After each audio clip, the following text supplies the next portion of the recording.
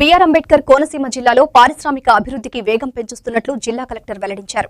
యువతకు స్వయం ఉపాధి అవకాశాలు కల్పించడమే లక్ష్యంగా కీలక నిర్ణయాలు తీసుకుంటున్నామని తెలిపారు. జిల్లా కలెక్టర్ ఆర్ మహేష్ కుమార్ అధ్యక్షతన కలెక్టరేట్లో నిర్వహించిన 19వ జిల్లా పరిశ్రమల ప్రోత్సాహక మండలి సమావేశంలో పలు కీలక అంశాలపై చర్చించారు.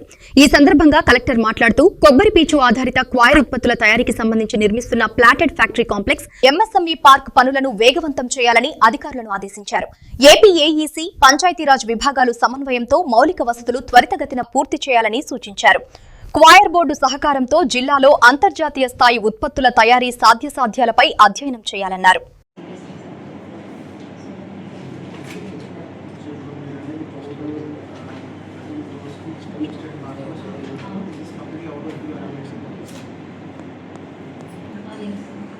ఎవరైతే ఇక్కడ ఫిల్లింగ్ కాంట్రాక్టింగ్ ఏజెన్సీస్ ఉంటారో వాళ్ళతో మాట్లాడి టోటల్ ఎక్స్చేంజ్ ఎంత కావాలి, సో ఎన్ని కిలోమీటర్స్ కావాలి, సో ఫిల్ చేసిన వాళ్ళకి డెవలప్మెంట్ దాంట్లో